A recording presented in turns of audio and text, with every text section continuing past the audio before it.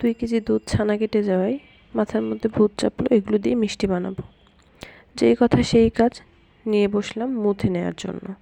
ছানাগুলোকে খুব ভালোভাবে মুথে নেওয়ার পর যখন দেখব এগুলোর মধ্যে একটা বাইন্ডিং চলে এসেছে বা এগুলো চেপে চেপে একটা বল বানানো যাচ্ছে, সে পর্যায়ে আমার মুথে নেওয়া মোটামুটি শেষ। এই অবস্থায় মিষ্টির জন্য আমি মূলত শিরা তৈরি করব।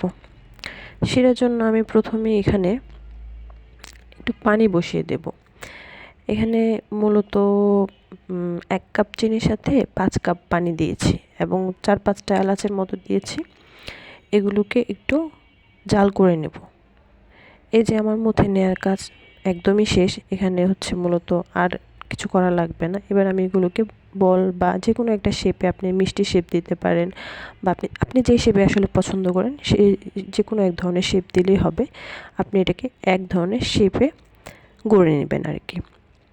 সেটা মিষ্টি শেপ দিতে পারেন, 4 কোণা হতে পারে, 3 কোণা হতে পারে, আপনার যেভাবে ভালো লাগে আপনি সেভাবে এটাকে শেপ দিয়ে নিতে পারেন। আমি এখানে গোল বলের মতো মিষ্টির মতোই শেপ দিয়ে নিয়েছি।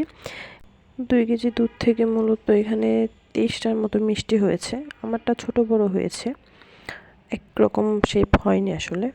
যাই হোক, আমি যে পানিটা বসিয়েছিলাম সেই পানিটা মূলত জাল হয়ে গিয়েছে, মানে ফুটন্ত ফুটছে এখানে পানিটা আসলে।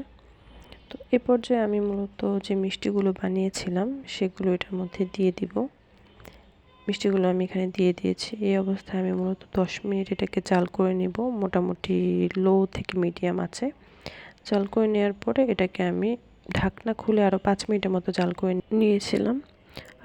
আমার মিষ্টিটা একটু ছড়িয়ে গিয়েছে। আপনারা চেষ্টা করবেন মিষ্টিটা শিরায় দেওয়ার পর একটু চুলার কাছাকাছি থাকার। আমি আসলে অন্য কাজে ব্যস্ত হয়ে গিয়েছিলাম।